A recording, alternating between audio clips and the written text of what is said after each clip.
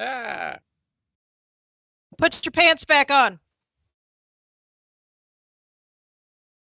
The boy, the teen, what am I, the thing? Why do you Guys, do good I've been at drinking. the end and Hey, I'm terrible in the beginning? James. God fucking damn it.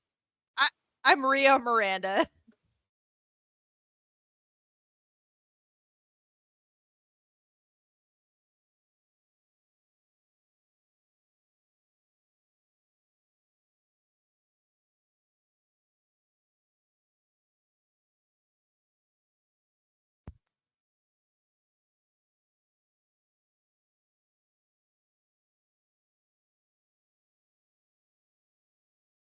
So you can get more of this. So guys, what's the name of this? Darkest Hour, Take Thy Power. Darkest Hour, Take Thy Power. This is the Agatha trial Yeah. this week. Is it though? Maybe. Is it Yeah. though? Yeah. So in this week's episode, we what do we start off? We start off with the Salem 7 entering the road.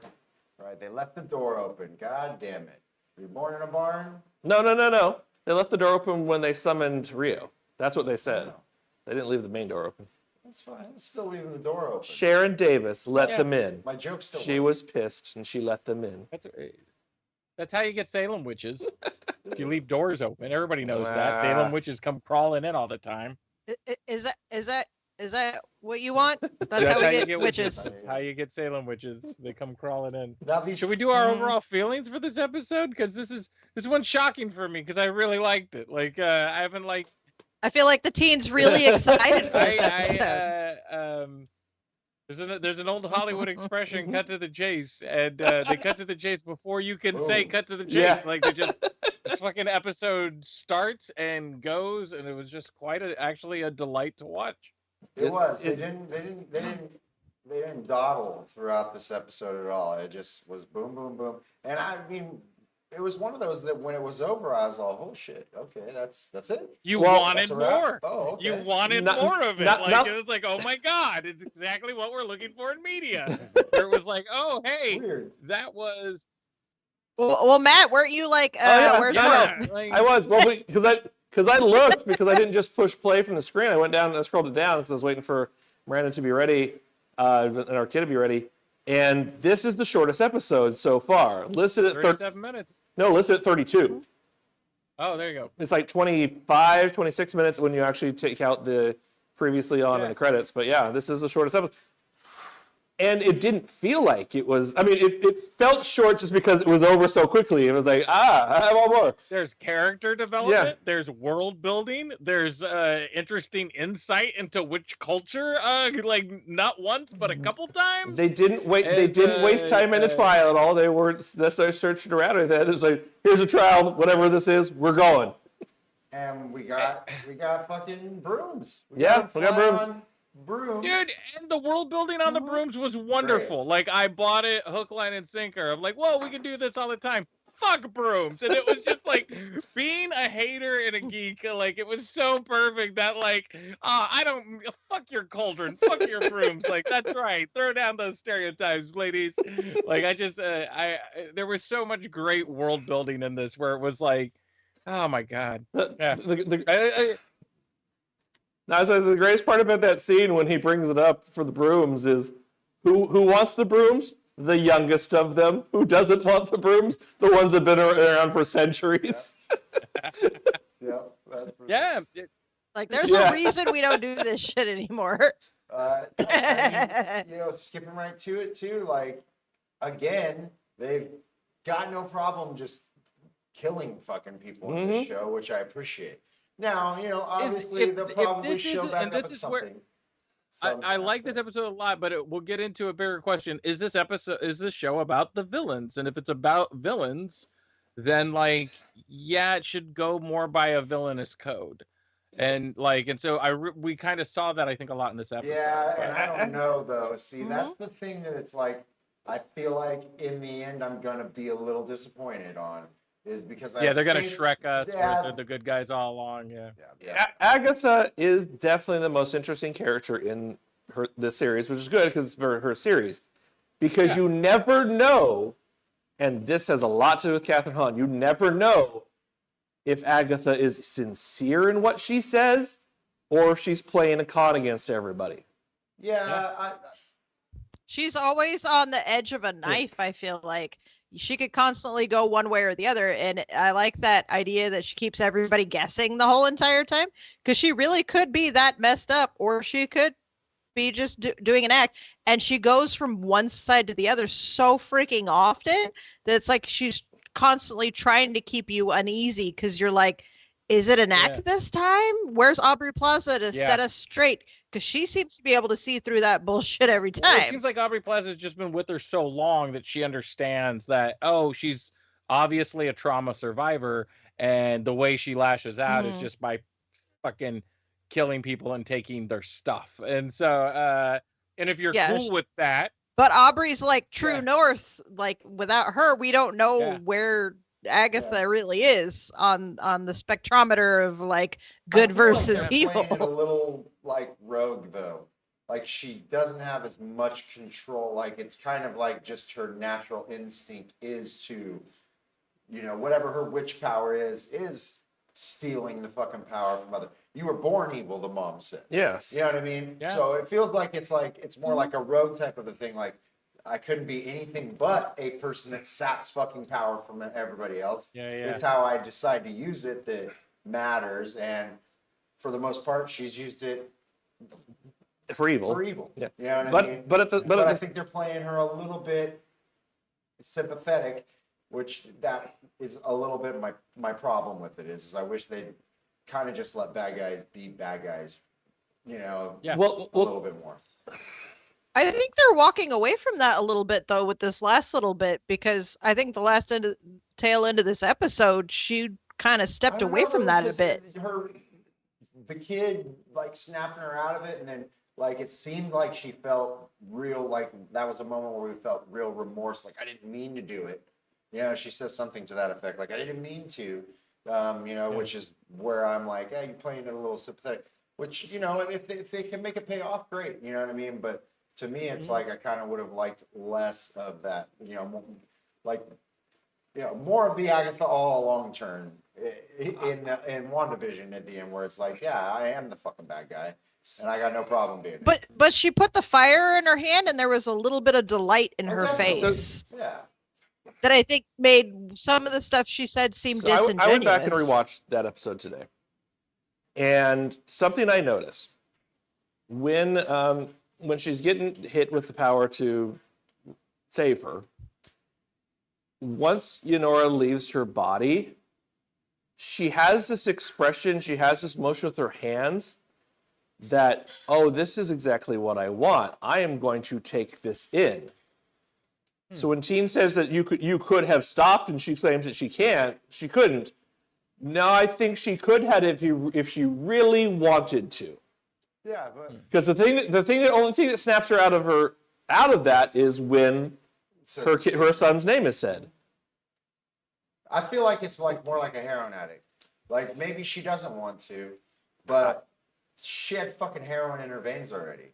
You know what I mean? Like you're gonna fucking be like, oh yeah, this is what I want, and then you may snap out of it and regret it. You know what I mean? It kind of felt more like that. Like I couldn't stop myself. You know what I mean? I really liked how I love. It makes more sense looking back now that they had two audience point of view characters, because I didn't realize we were just going to straight murder the first audience point of view character 2 episodes in.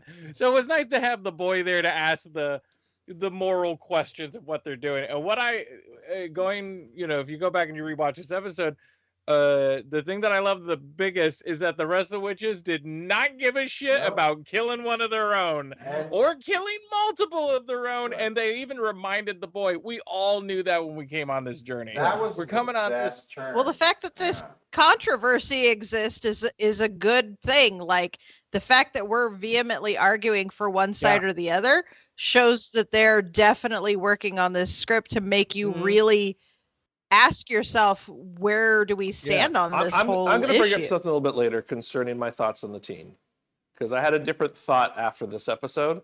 But so we'll talk about that a little later. Well, I'll talk about it now. Oh man, I think they're that gonna kill them all. I think that turn. I think you might be right. I think that turn where the lady says she literally. I don't remember what the potion lady's name is. Jen. She's Jen.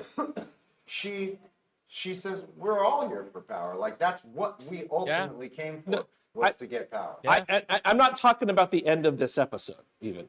Okay. His turn into basically becoming Billy Maximoff and having his mom's crown in his color and everything else like that. That was great. It was great, but that's not what I'm talking about. So I went back to start watching the episodes and everything else like that because our son reminded us of something that we didn't know he was really paying attention to or anything like that. From the first episode that he was doing that chant when he was being interrogated, which he first referred to as a song. He was singing that song. I was like, what song was he singing? He sang with everybody else last episode. And I said, in the first episode. Then we realized, oh, you're talking about the chant. No, yeah, he was doing that his own spell casting and everything else like that. I have this feeling now that he has set this all up. He's the big bad? Whether he's bad or not, or whether he had good intentions in setting it up, I'm not sure. But I have this, going back and watching it, it seems like he set this all up. He's cursed, but he could be working for somebody else. No, he's not cursed. He has that sigil placed on him, but I think he placed the sigil on himself. Yeah. So here's some things that I went back and was noticing. Every trial, who's the one that starts the trial by finding the notes and reading them? Yeah.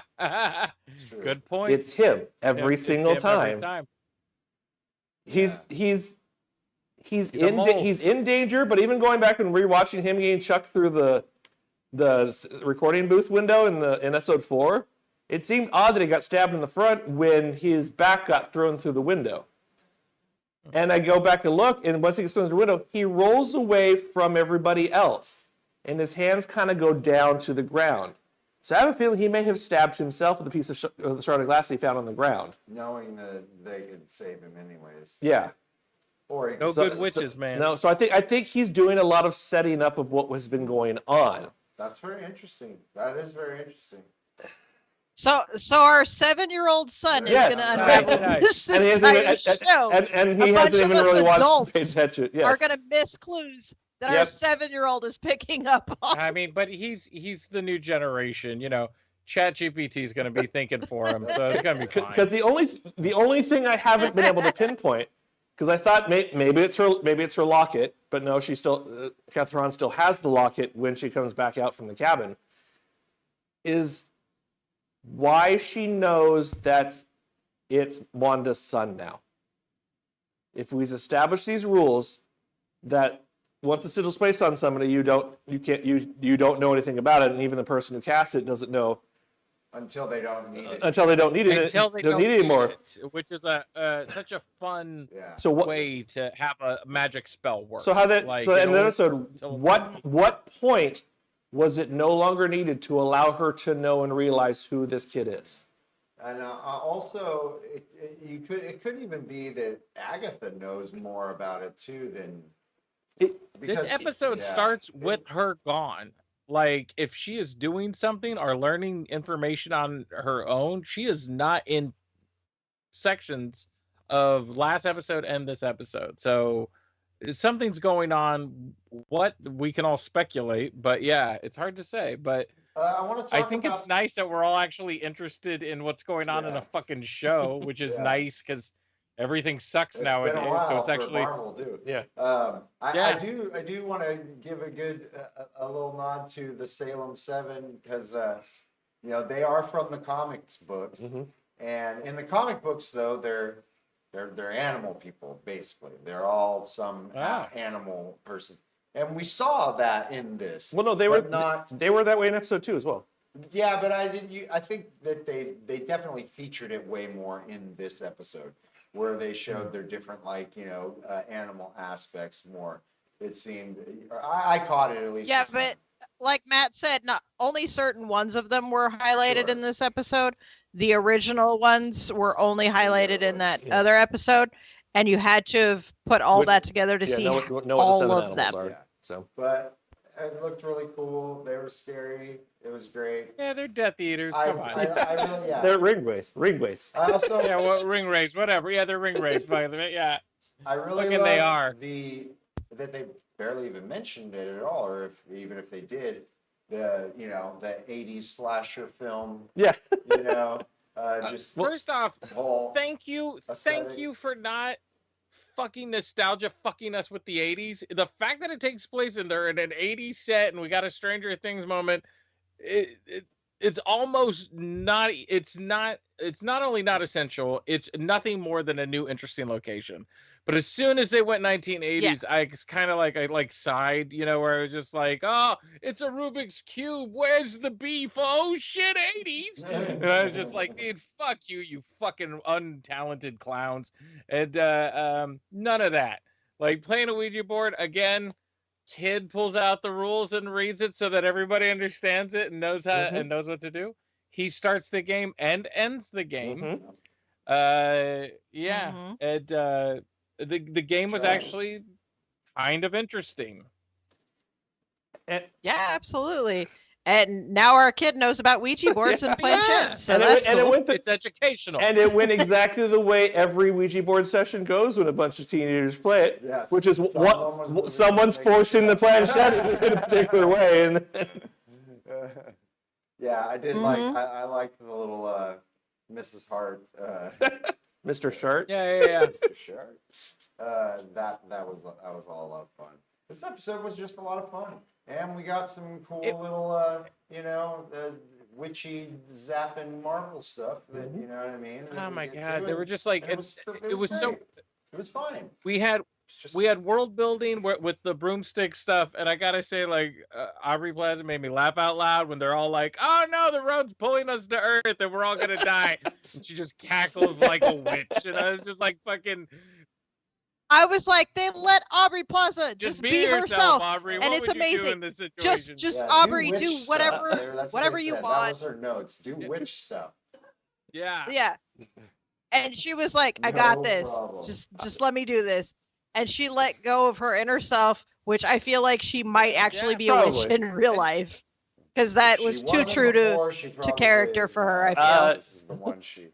Oh, She's absolutely. also another one to watch in this episode, like the entire episode. Pay attention to everything that she's doing. And She defends Agatha a couple of times does. because she knows her real past. Well, no, Also what- from last we week. get little hints, but she actually knows what the fuck's going on. So it's not that she can be trusted either. I don't know, Well, which look at how she makes it fun reacts to watch. to the Ouija board saying that they're talking to death. Yeah, Specifically. and she laughs about it. And then And from go that to the Funko Pop page. and then from that point forward, she is actually getting a kick out of everything that's going on. Yeah, she is. Yeah, she's just having a great time. And again, Yeah. you know what I mean? If she is deaf, she's Are we never bringing gonna up be the one important that dies, point so that she you doesn't saw care. later in the We episode? will. Yeah, no. And what Miranda was saying towards right now is that the other part of that Audrey Plaza's character that you need to pay attention to is that who never leaves the cabin in this episode. You never see Rio leave the cabin. Interesting. Oh, she Okay. doesn't? Nope, she does not leave the cabin in this episode. Everybody else got sucked into the mud. Where was She was Rio? collecting her body that Agatha provided for her. All right, got some speculation, but it's nice when we actually watch something that's good and we like and we could recommend. I don't know if I can. Man, the first episode sucks. The second one the end of the first episode's good. The second episode has moments, and then the last episode had a couple moments, and then this episode, everything just went so fast, and it was just so refreshing to see. Like, wow, here's world building we're gonna give. Oh, there's chase is already happening. Here's world building we're gonna give you. Oh, and it's interesting and funny. And then we're gonna get to the cabin. Oh, here's a fun set and a fun gimmick. We're not gonna focus on that too much because we're gonna reveal our lead character's past trauma and the actual bigger fight that she's dealing with. And it was interesting, and how they were handling it wasn't lame. Like how they were handling it was kind of interesting. The abuser feels that they are in the right for the abuse they are causing them. And Agatha is using that as an excuse for why she can just kill whoever she wants. She's got a beautiful line in this, which is mercy is overrated and let's get moving. And so like she's being chased because she didn't kill a bunch of fucking kids. She did kill a bunch of witches and steal their powers, but she might have been killing a bunch of Palpatines lived somehow. Like we don't know who she killed or why she killed. We also know she's not above fucking murdering a dog who's digging too many little holes. So it's like Agatha, if this is a show about villains, I hope they don't Shrek us. I hope we go funny enough, and we'll get into this when we talk to Joker, but Dr. Horrible's sing-along blog is an excellent example of like how to kind of properly do like the villain world a little bit. And we've sucked off the dick of Venture Brothers for forever, but that's because they earned it. Harley Quinn show How to does it do really villains well, too. correctly. Yeah, is just like follow some of those who have written out stuff that have just been so amazing at that. And if this becomes a very dark show and she kills everybody and gets her powers all back at the end, it's a good show. Well, there's like, it's like, well, you could do that, especially now that you established a secret hero potentially in the show, because you've got Wiccan now who could be the one that has to thwart her in the end, and then she gets her powers back, but they trap her so that later on she can be a bad guy again somewhere else. That's great. It's a great way to end that character. That's a very comic book storyline way to end, end a villain character arc, And it's like Loki in the first season was still a villain. Like everything he did was for selfish, horrible reasons. Like his biggest arc in that is when he realized he wanted to fuck himself.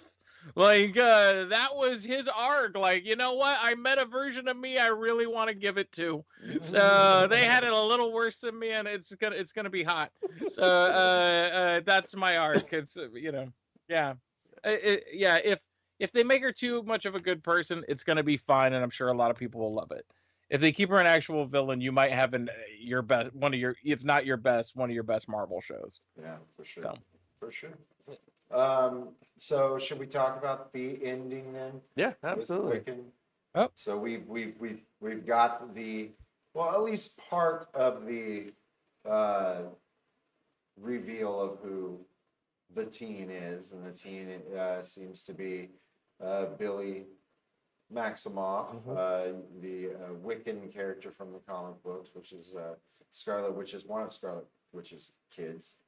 So, yeah, no big surprise there. Well, yeah, that's not the surprise. The surprise is that he took out Agatha and then took out the other two of them.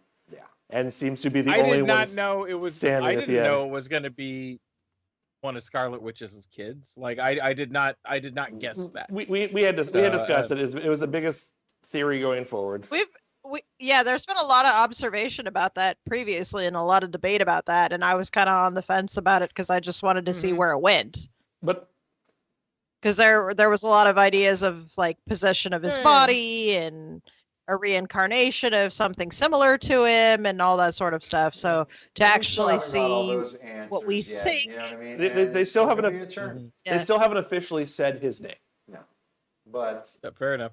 It's just her. Agatha's line. The fucking pop-up site will tell you what to say. No, Agatha making the allusion to it being Wanda's son. Him wearing. Isn't he wearing the crown? He's wearing the crown that she had at the end of WandaVision. Yeah. So. Her music played when she says that line. You're so much like your mother. Yeah. But yeah, the fact that he seemed to go more villain than the rest of them was probably the biggest shocker of them all. And another realization I had after this episode is this is episode 5. And that is the big shocking thing. What happened in episode 5 of WandaVision? If I remember correctly, wasn't that where they broke was it 4 or 5 where Vision finally broke the sitcom formula? 5. Was it when he partially broke it and tried to snap Wanda out of it, but something else happened at the very end of the episode. Was it the beekeeper guy? Huh? Was it the beekeeper guy? Nope. End of episode 5 was when Quicksilver showed up. Oh. The biggest right. biggest twist thing in that series happened in episode 5. And they're kind of repeating the same formula here, which is fine because it worked. Yeah, and I don't know. We remember that moment. Yep. We were all like, everybody who saw that, that's definitely one of the moments that stick out really well from that show. And I'm pretty sure everybody's yeah. going to remember this moment from this show. So it's, yeah. It did. So does it become official if Maximoff Child says his name or she says his name? I think they'll probably say it. They'll say something at some point. They'll call him Wiccan. Well, the way you know it's Billy is because if you go back and watch episode 9 of WandaVision, he's using the same powers he had in that episode. Oh. He does he does the mind control on the soldiers in episode 9. Okay. So. But I don't know. All in all, great episode. I really don't have any bitches. Does anybody have any real bitches? It's just too short. Yeah. Yeah, like that's a wonderful bitch. My bitch that I wrote down was go further into this. Like I wanted to see more of the mother-daughter relationship. I wanted to see more of the witches hating fucking witch shit. Which like that's so relatable. That is so relatable. It's as soon as they brought up the brooms and how they suck, I instantly thought of fanny packs. I instantly was like, the fanny pack is a superior piece of wear. It's a purse for men. It's also the dumbest shit ever, and we hate it. It's not the shit on the people who invented the fanny pack or people that stand by it. We know it sucks. Like, and some of us would never wear one again, but we understand that it's useful. Yes, we understand that it useful, works and it works well. Mm-hmm. I gotta order. It's the opportunity for every man to have a purse. It's not really a complaint because I enjoyed it, but this episode showed you how little they spent on basically the series because the CGI was so subpar to anything's been done, but it fit with the 80s theme. Yeah. It looked like they did 80s technology to do the flying and the background and everything I saw in that. I still thought there were some pretty shots here and there. Like I still like we're about to talk about Joker 2, which was a movie I was hoping would have some pretty shots, but like there were more pretty shots in this 32 minutes. There were some shots, plus credits. there were some very ugly shots from a very weird looking dude on to Lady Gaga.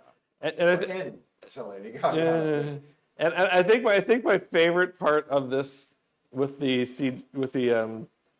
special effects, I'm not even going to call it CGI, special effects that they did for this episode, was that Agatha's mother was clearly a Pepper's ghost effect, and it was wonderful. Yeah. She wasn't CGI. It was a practical Pepper's ghost effect. It works, man. If it works, use it. Yeah. Like, you know. Yeah. Especially to keep up the vibe of that whole 80s feel. Well, shall we rate this? And then we will... We'll discuss the future possibility of... And then we'll go to your guys' topic of bullshit, the movie. For us. Hey, that's okay. Matt is wearing the perfect T-shirt for you guys to talk about Joker. What is it? I'm surrounded by assholes. I knew it. I'm surrounded by Yeah. Yes, that is true. Courtesy of my wife. Randy, you're first. Rate this. Friggin' perfect. 5 done. It was beautiful. It was fun. I want Aubrey Plaza to continue to play herself because it works. And I hope that they keep us debating the fact on whether Agatha is truly as evil as she seems to be or not, because that's good writing, that's good casting, and that is just all around making for a great show. The fact that we have to debate whether or not she is truly evil or not means that they are putting some work into this, and they're really building that character to make us doubt ourselves. Like, is she really that bad or is she not? Like, we can't come to a definitive conclusion on that. And I hope that, good or bad, that the ending is amazing and we will enjoy it regardless, because I feel like they have hit a peak right now And I feel like we're going to ride that wave out, and they're just going to continue to do amazing going forward. Mr. James. Yeah. For me, it's the best episode they've had so far in the series. I'm going to give it a 4 out of 5. It was like, yeah, there's a couple of things we can nitpick on, but and it took us a while to get to this. So that always plays against it a bit. But I was shocked how much both I enjoyed it, and my biggest compliment always is I stop writing. I just because I'm actually pulled in by what they're doing rather than doing anything else, and that happened the entire episode. And we've had no episode where I have to force myself to sometimes get through some of this stuff. So it was like this was really nice. Yeah. I am going 4.5 out of 5. I enjoyed this episode a lot, and the reason I'm going 4.5 is in part to do with how short it was, and in part to do with what I'm going to bring up after we do the rating thing here, in that I feel that it's the first of a two-parter. Okay. Yeah. Yeah, I did feel that way a little bit too. I felt like anyways. For me, this is a 5 episode. This is great. I thought, I might bitch that it was too short, but I think if it was any longer, I would probably bitch that whatever they put in there was not worth putting in.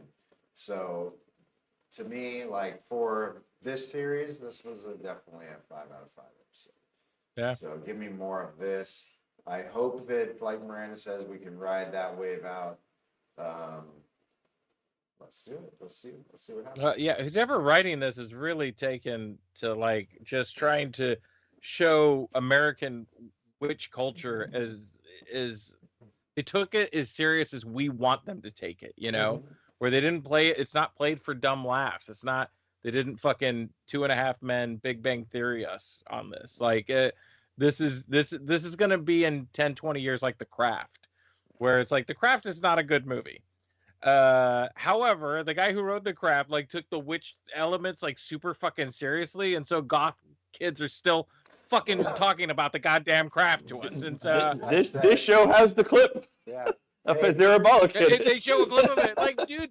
Yeah, it's in the credits. Montage of witch stuff they show is like no notes, perfect. And so the witches in Morro Bay. Also, drink because I say this all the time, but like Buffy, it has that, you know what I mean? Because Buffy was a goofy show, you know what I mean? That goofy special effects occasionally, but it took its world that it was living in seriously. You know what I mean? Yeah. The lore, and they built on that shit and did all that stuff. And that's what made people love that show and stick around for 7 seasons and watch 5 fucking seasons of Angel every year. You know? Like some people. Like, we'll get into Christensen's thoughts and theories moving forward, but it's funny that you bring up Buffy, because halfway through Joker 2, I was like, is it so bad that Whedon yelled at everybody? Like, can we please get him fucking back? Halfway through Joker 2, I was like, I'll cast me. Let him yell at me.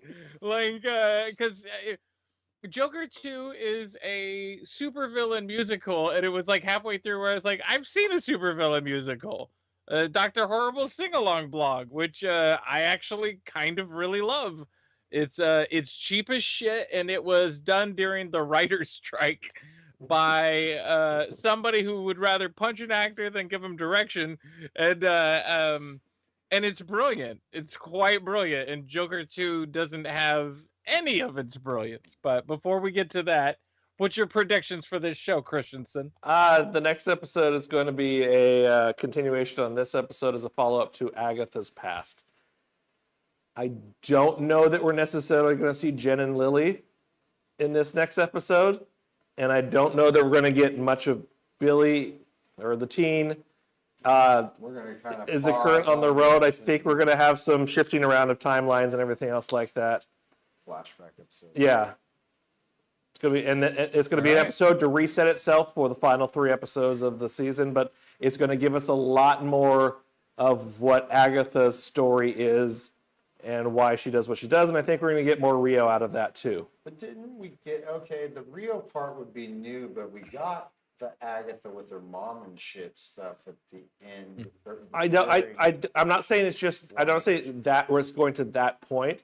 I think it's from that point forward because we're going to talk about most likely we're going to talk about Nicholas Scratch, her son, and how that went down.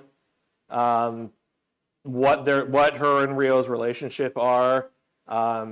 Whether or not she is truly aware of who the teen is and whether or not she stopped knowing that at a certain point in time. Okay. So I don't know shit about Agatha from the comics. Like I don't know. You guys brought up a couple of this things. isn't It's necessarily like, this isn't necessarily following Agatha comics, from the comics. So It's like I don't know shit about yeah, that. that's right. I'm doubling down on that. The sacrifice she made, even though it's in the past, something to do with the road and however the fucking shit works. I think the sacrifice she made was her son, but it was her son becoming Billy.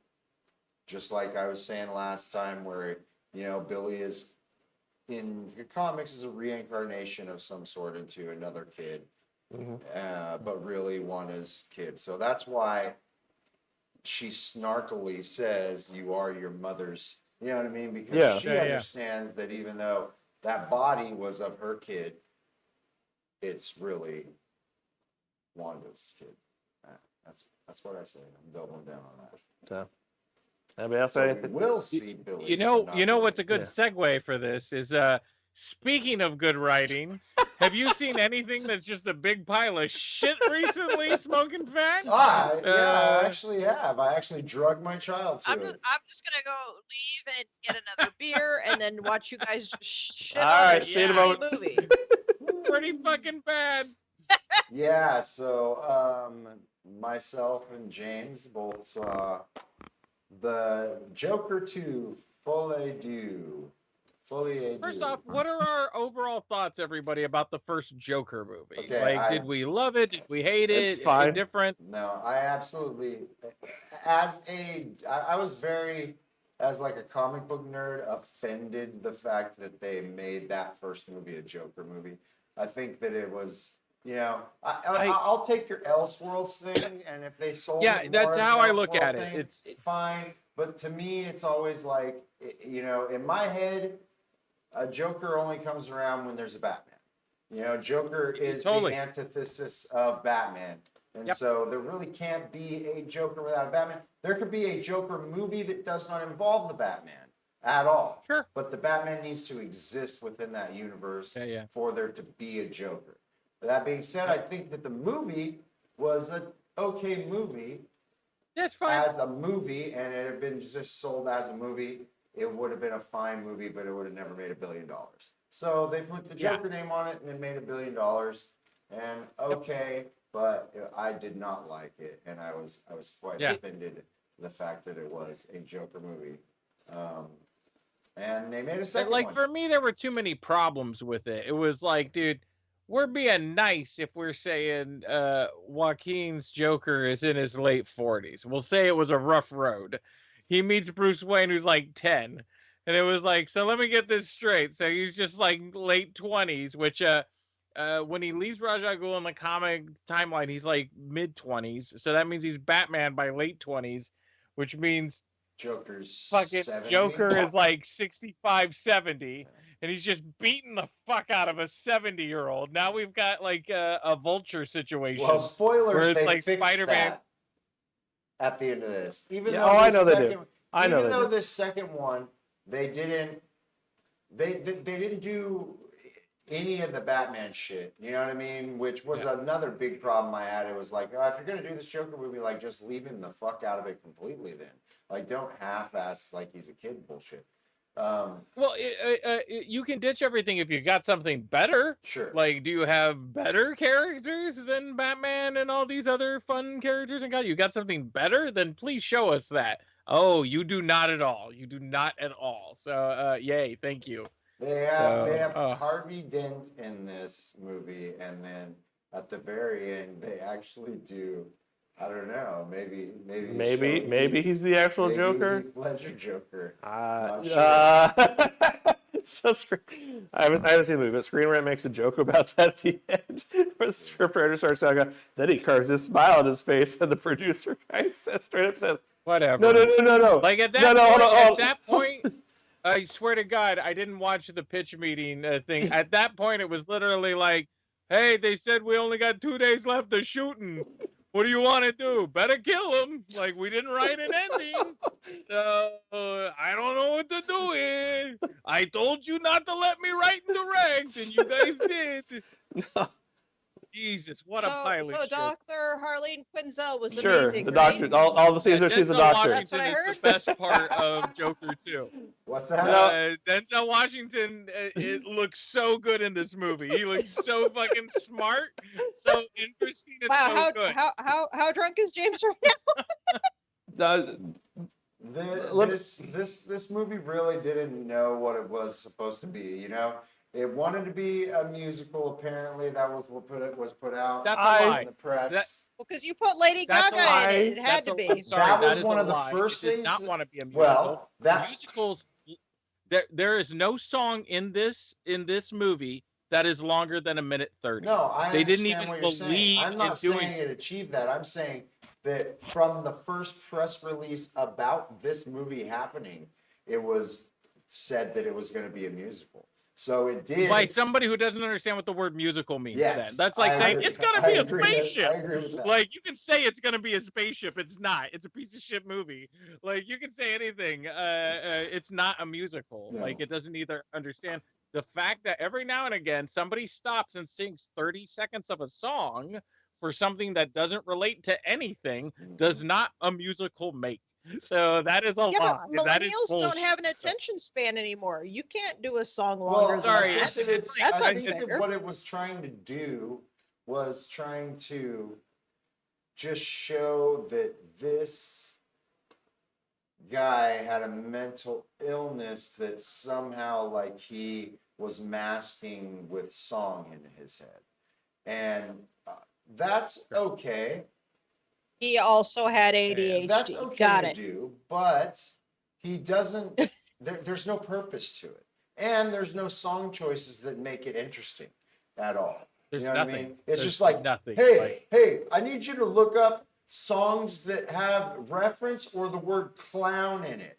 Okay, cool. Yeah. Well, there's 8. We're gonna do all those, and And that's what let's they chose. not do Every the song. full So, song. so how many times was Send It in was- the yeah, Clowns done? But don't sing all of Send in the Clouds. Just No. have him go, send in Sing the just the clouds. third Hey, that's a verse, musical number. yeah. Move on to the next shitty scene. Da-da-da-da-da. That's not Yeah. a musical number. That's not what a musical is. And they chose Your the most dumbass just sung unrecognizable 4 verse of every notes. song too. So, yeah, it was. Yeah. For- The climax song of this So is the we- only original song. That's another thing. So it's a goddamn jukebox musical. The It's a goddamn climax. jukebox The climax. musical. For- That's what the Joker 2 movie.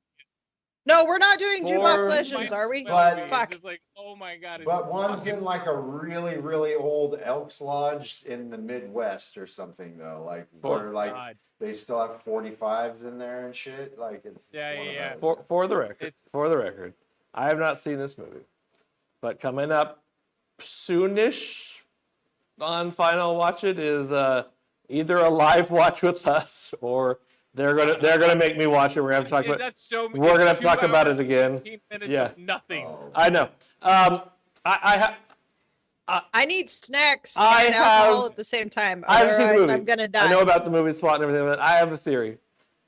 Todd Phillips was so upset at how successful the first movie was because he just wanted to make an independent Joker film that he went out Maybe. and that he went out and did the complete opposite to ruin everything from the first movie to make them I hate mean- everything that he did. Sure.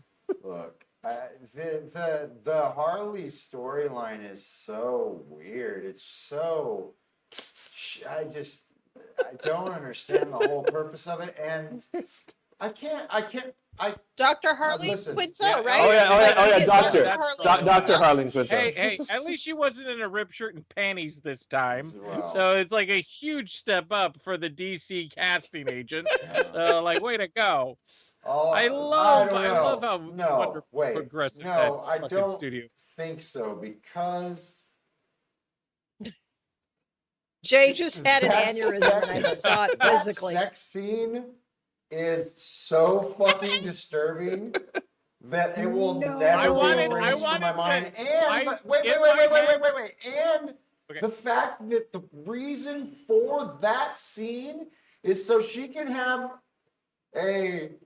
keep a baby, you know what I mean? Like she's trying to fucking, like the whole thing is she's. Bo is afraid. You wanna No, talk about I don't know. Agatha? Please No. explain more in depth. No. I'm After, so fucking Miranda, after this, confused right now. go look up pitch meeting for this movie. It came out today. Just type pitch meeting Joker, and you'll just watch that, and you'll understand everything they're talking about. Seen that. All right. No, I understand, but Fair. just I'm gonna have to do that like tomorrow while I'm in my downtime But she's just vendoring because she's just I'm like not a gonna have super time for fan, that. and she's got like some fetish for this guy. She's got like some serial killer. But does she even have that because of what the ending is? I mean, but that's what they did in the first movie that was stupid. Was that well, maybe this isn't real, and it's like, well, you gave us. It's like they thought they were giving us the end of The Usual Suspects. You know what I mean? Like kind of. Well, that was There's like there's or there's a but fucking, they're not doing that in either of these movies. at one point in the movie, they straight up they just blatantly rip off One Flew Over the Cuckoo's Nest and fuck up a Billy character, right? Like they do that, and then they don't go back and reference it again at all. Like they're just like, oh, it's like supposed to be this like important moment happens in the background, and they're like, oh god, what are we gonna do? Never mentioned again for the rest of the movie. I was like, oh, a brave. Like it's just like. And when you're Well, the co-writer for that was just fired like, good partway Lord. through. look, They were like, "Oh, that was cool, Your but big- yeah, your no, big thing- we're going in a your totally big thing different in this direction." This movie starts with a cartoon trying to be a 1920s Betty Boop colorized sort of cartoon. Here's the problem. We've actually had that in recent time done very well. Yours looks like somebody made it on their Apple computer and put it on before the movie, right before you released it. Like, it's like, So, what are you getting paid in royalties, telling you, James, it's for like- this? Because like, I know if- that's if, you. If the guy from Cuphead saw Joker 2, he took off his hat and punched a fist through it. Like it's like, like, it is so bad, and it's in a major motion picture. And I like, even when they started reusing the same fucking animation over and over again, I went like, motherfuckers, you did Iron Giant. Respect yourself. Like I just said it to my Warner Brothers is killing off their entire animation division, so this is just par for the course. dude. Yeah, but You know who's watching this from the hole full of shit is the Batgirl movie. It's just like looking up at the Joker 2 movie going, Oh no. Wow. The Mary Sue had an article about that either today or yesterday, calling out white male culture and the fact that nobody is really talking shit about how this shouldn't really be on. They're saying, "Oh, it's okay, Todd. You'll do better next time." Like that. But they shit all over if a woman was directing this, if this was a woman-driven movie and everything like that. Like the Marvels being compared to that. well, That First that off, should never have been done in the first place. I don't know what message board she hangs out on. No one I know is going, Todd, you'll get them next time. Hollywood Like, is. No, Hollywood is. Like, that's fine if Hollywood's saying that. Those guys are a bunch of fucking morons. You have to send receipts to James. He doesn't understand. No, I get you. There's a bigger moral issue. I have pitched for a while.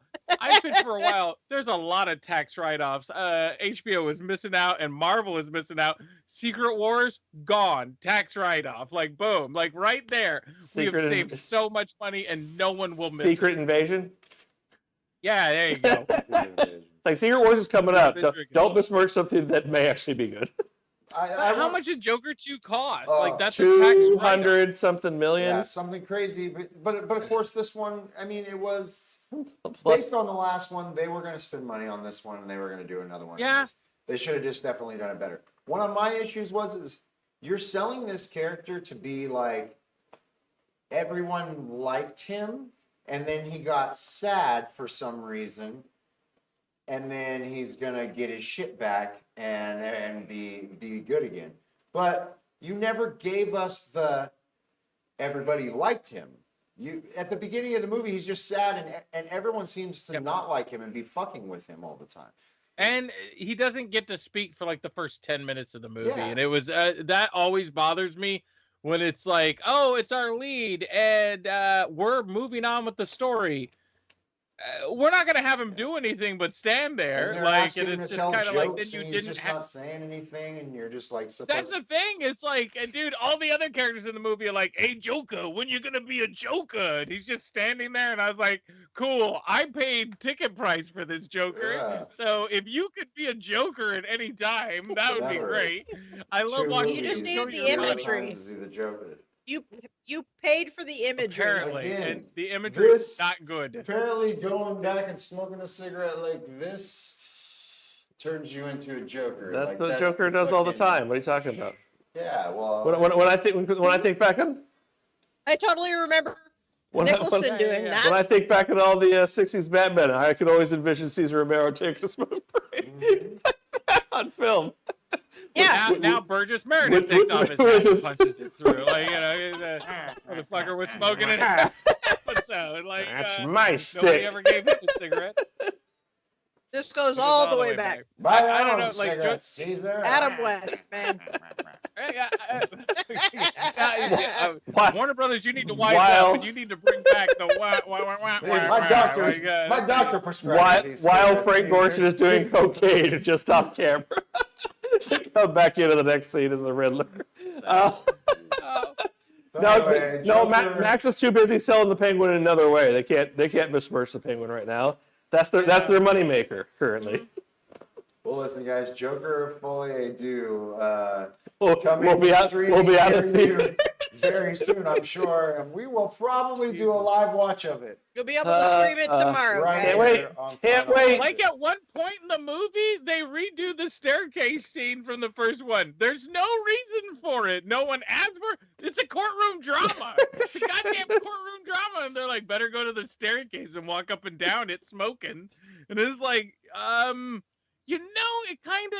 Did they just recut it into the second movie? Like, is it any Lady different, or did they just take it? Lady like, Gaga's there copy this and time. paste? with him this time. Yeah. Like, so it's part two. And The that ghost has Scottish two guy that has fingers those kid instead of just actors. one. It was in Mr. Mercedes. That's how you know in part two. Staircase 2, There you electric go, boogaloo. man. It was just like, yeah. And there's a reveal at the end about stuff and Yeah. things, and there's kind of, I guess, a twist ending, but it's And like if you wanted to it's see, 18 minutes. if you want to see What a twist. Joaquin Phoenix nude, That's a guy Really? I always want to see nude, just good. the way he looks and everything he's in. What the problem is like, he has good. sex like if you just took two like Lego characters have- and kind of I have- made them have sex and did I that. have Framed them seen enough together? of her No, to see Joaquin Phoenix. yeah, but you don't see It's like- her. No, Mo the is movie. afraid for the 5 people that saw that fucking movie has a better sex scene than Joker 2. Both of them, one's a horror movie, and the other one just came out in theater. Yeah, the one that's still a horror. All right, guys. Well, we will be back next week for episode 6 of Agatha All Along. We'll stop talking about Joker And, 2. I might go see this Megalopolis horror. Oh, you haven't seen that yet? No. That man, is no, the we don't need to. That- We don't need to. This is bullying. This is bullying. I'm not telling Like, you have to. that is the comparison I want. I might go. I want to hear. That's That's kind of the reason why I want to go see it now is to be like, man, like it can't be worse than Joker. that is the only acceptable way I will listen to Joker 2 the talk next week. Is So if I'm somebody gonna go sees do that for Megalopolis. you, our audience. I'm gonna go see that fucking piece of shit, and I saw this piece of shit. No Well, one asked you you, know, I to, mean, so you do Sometimes that. I feel like there's a penance Fall on I your need to own pay sword. for other things, so I just go can't watch wait till terrible Megalopolis. movies for our audience. I cannot wait till Megalopolis comes out on streaming and Hulk Hogan replaces Adam Driver in the scene where he talks to the Oh. audience. Oh, oh my god, no, that's a Listen good here. idea. That's a good idea. You're too smart for Megalopolis. That's the fucking problem. For Like, they wouldn't understand For that those- kind of genius. You have to be for this. those this of us who stupid get that to- I reference. just love that that's an actual scene in Megalopolis. You think I use you? Yes. You think I use you? Yes. You think it's like it is like a joke. It's like, oh man. And Francis Ford Coppola, he's like the best con artist ever. Good lord, he's been conning us forever with his shit. Like it's just like every time they say Francis Ford Coppola is a great filmmaker, I think in my head is like, what the fuck has he done that I care about? And I don't know. It's like and it's the problem with us from the 80s versus those from the 70s. Like I get it, the conversation, Godfather, when they came out, nobody had done shit like that. But it'd be like if like you had a bunch of friends that were in Quentin Tarantino and you had only seen Death Proof. You know, it was like like, all right, I've seen that guy's movies. It's fine if you like that sort of shit. Like, or you give the Joker movie to a guy that did the Hangover movies or something. You know what I mean? Something like that. Yeah. Showed Hangover 2 and Joker 2. Like this guy was a big hit in Hollywood. You'd be like, fuck me. It's but yeah, oh man. Man, all this talk makes all this talk want me to see Craven the Hunter more. Oh yeah, well I can't wait. God damn it, guys. Look it. This year, it's Craven the Hunter won't be the worst thing, probably. It's a long shot. It's a bookend year of Sony Spider-Man adjacent properties. Started the year with this is right now. I believe that the Joker 2 movie has a worse score than Madam Web. Is worse score and lower intake than Morbius. Yep. Oh, wow. Dude, have you seen Lionsgate's releases for this year?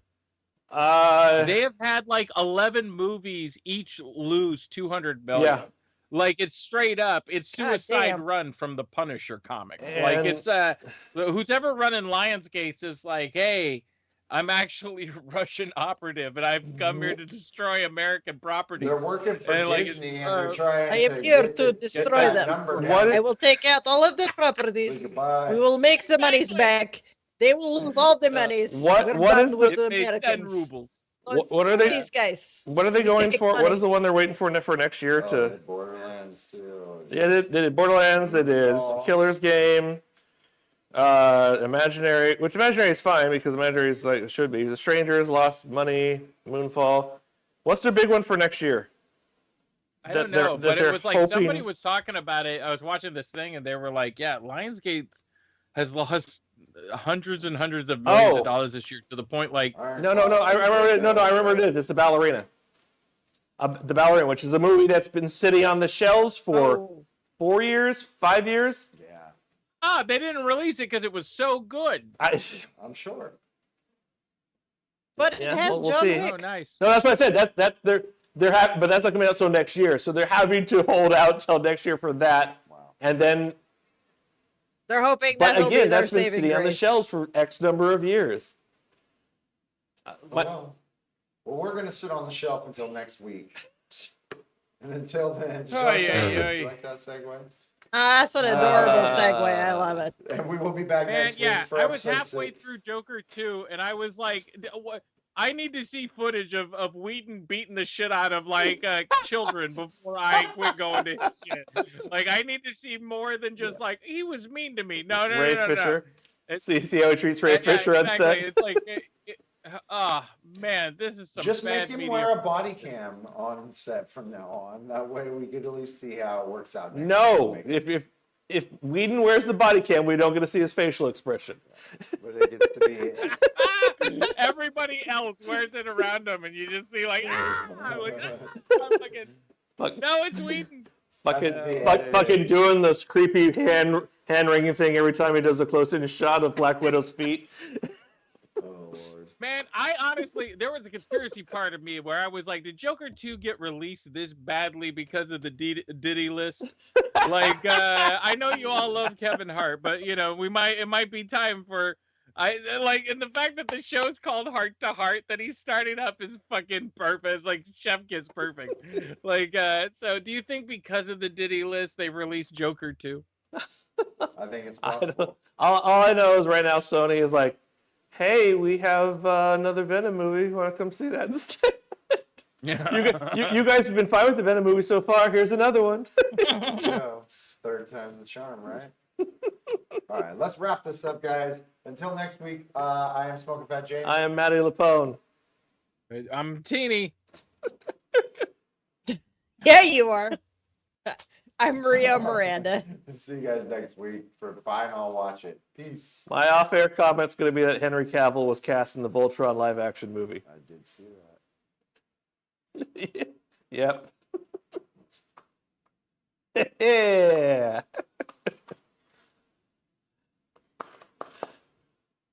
Mm-hmm. He gonna be